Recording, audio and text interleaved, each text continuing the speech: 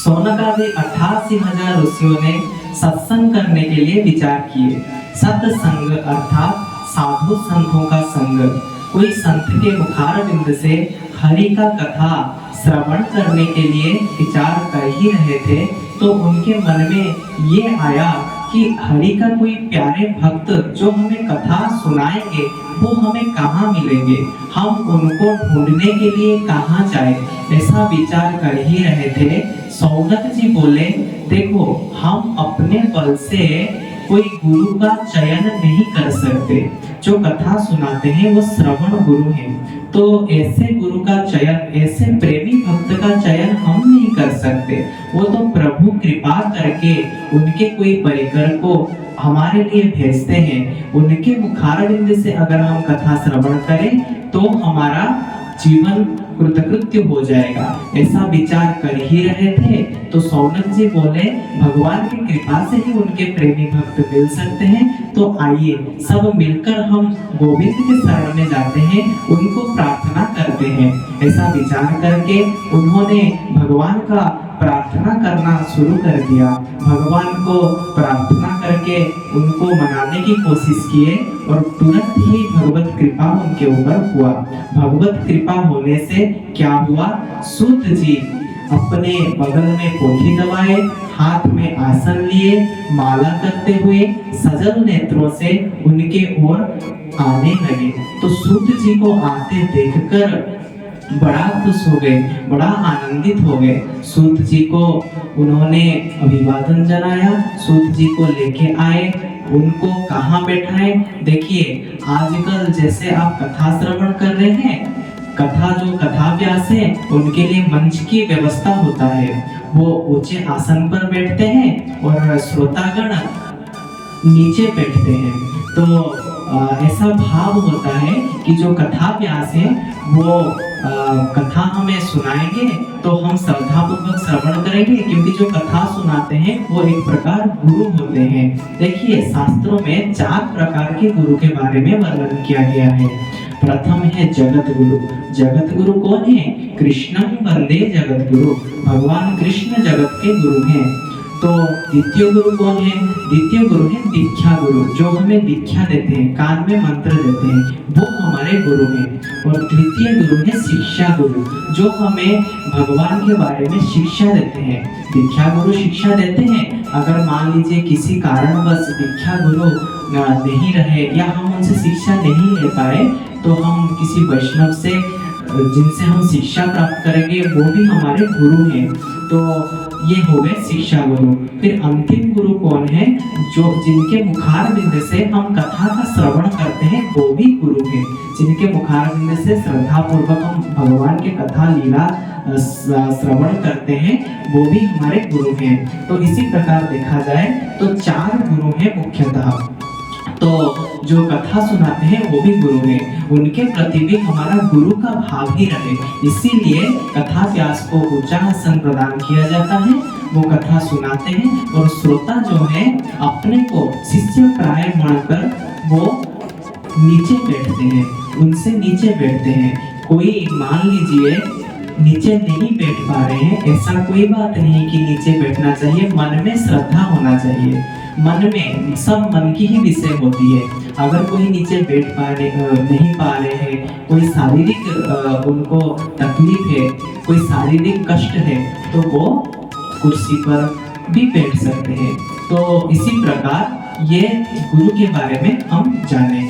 तो उसी प्रकार सूत जी को उन्होंने वक्ता के रूप में चयन किया, तो उनको आसन कहाँ दें? उस टाइम में कोई मंच का व्यवस्था हो नहीं सकता। तो अभी आप जाएंगे नैमिषारण्य में चक्र तीर्थ के पास सूत टीला है, एक जगह है सूत टीला। उस समय टीला होता था। टीला जैसे कि कोई उच्च स्थान है, उसको टीला कहा जाता था। अभी भी आप जाएंगे सूत टीला है, तकरीबन 100-150 सीढ़ियां के बाद आप देखेंगे ऊपर एक टीले के टाइप का है, वहां पर सूत जी को उन्होंने बैठाया।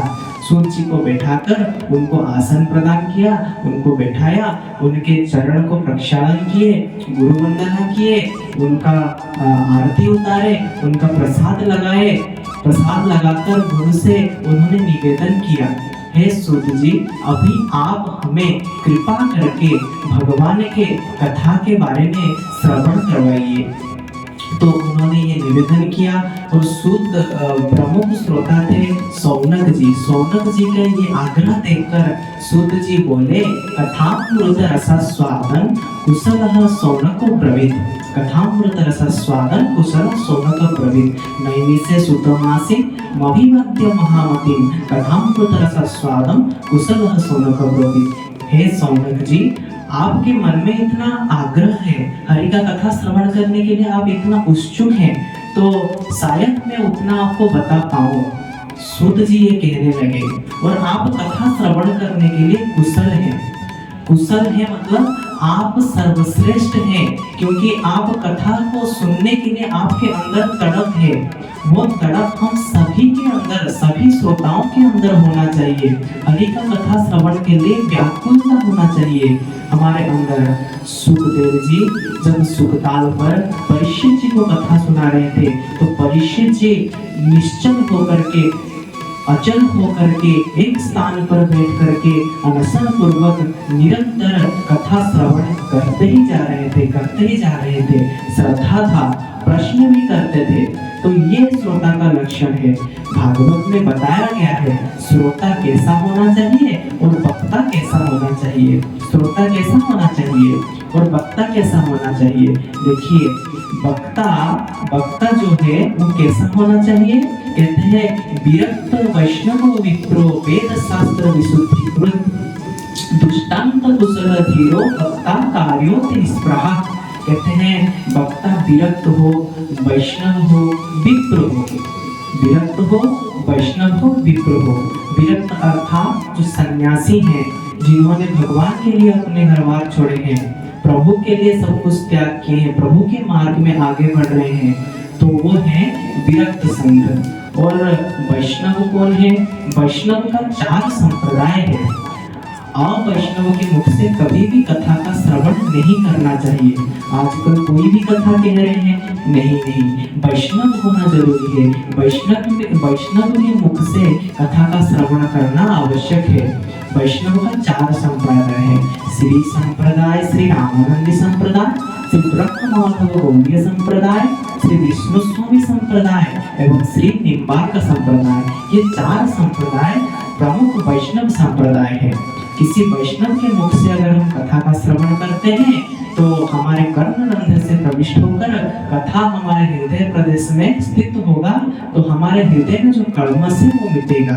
तो कथा श्रवण करने का अधिकार विरक्त को है, वैष्णव को है, और विप्र जो ब्राह्मण है, ब्राह्मण को है। विरक्त वैष्णव विप्रो वेद शास्त्र विशुद्धिकृत। और जो वक्ता भगवान का कथा कहे, इतना ऊंचे उदाहरण, इतना कष्ट, जैसे कि संस्कृत है, संस्कृत में आजकल हम कहते हैं अगर दृष्टांत अच्छा ना दे, ऐसे बड़ी बड़ी बातें करने लग जाए, तो साधारण लोग जो हैं वो समझ नहीं पाएंगे, उनके ऊपर से पार हो जाएगा, वो कुछ समझ ही नहीं पाएंगे। ऐसे हम वक्ता होए, ऐसा वो वक्ता कथा वाचन करें जिससे सभी को समझ में आए। तो विरक्त वैष्णव विप्र हो, वेद शास्त्र के प्रमाण देकर के वो समझाए सरल भाषा से, ताकि सबको समझ में आ जाए। वेद शास्त्र विशुद्धिकृत, दृष्टांत कुशलो धीर, दृष्टांत देने में कुशल हो। ठाकुर जी का बारे में बता रहे हैं, हरि की कथा के बारे में कह रहे हैं, तो दृष्टांत देकर के बताए। दृष्टांत कुशलो धीरो, उसमें धैर्य हो, धैर्य पूर्वक कथा को सुनाए। ऐसा ना हो नचवा के, गवा के, कव्वाली करके, जिस तरह से करके कथा को 7 दिन में संपन्न करना है, और ऐसे करके हम हरि का कथा करके कैसे हमको छुट्टी मिले, और कभी इधर से कह दे, कभी उधर से कह दे, कथा का कोई तालमेल ना बैठे, कथा एक सिस्टम से ना होए, तो ये नहीं करना चाहिए। दृष्टांत दे करके, कुशल दृष्टांत दे करके धैर्य पूर्वक कथा का श्रवण कराना चाहिए वक्ता को। तो दृष्टांत कुशलो धीरो वक्ता कार्योति निष्प्रहा। वक्ता को किसी प्रकार स्पृहा नहीं होना चाहिए कथा से। कथा सुना रहे तो बस इतना स्पृहा होना चाहिए कि प्रभु का हमारे सभी के हृदय में प्रभु विराजमान है और सबके प्रति उसके समान भाव रहे, किसी को उच्च नीच भाव से ना देखे। आजकल जैसे कहते हैं ना, कुछ भी हो घूम फिर के ये चढ़ाओ वो चढ़ाओ, इतना दान करो, ये सब नहीं होना चाहिए। जो श्रद्धा से वक्ता को मिला वो उतने में संतुष्टि रखना चाहिए। और वक्ता का तो ये होना चाहिए, हरि के कथा ऐसा हो कि जो श्रोतागण सुन रहे हैं उनके आंखों में अश्रुधारा निकलने लगे, सब भाव समुद्र में गोते खाने लगे, ऐसा होना चाहिए।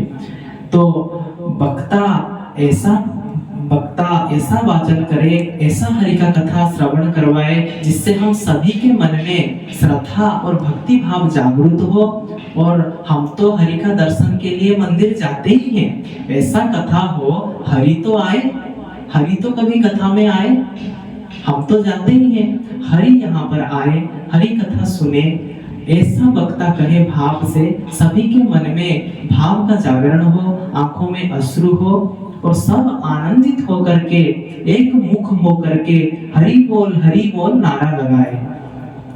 ये वक्ता का प्रमाण है। अब श्रोता कैसा है ये हम जानेंगे। बोलिए श्रीमद् भागवत भगवान की जय, सच्चिदानंद भगवान की जय। जय जय श्री राधे, जय जय श्री राधे, जय जय श्री राधे श्याम।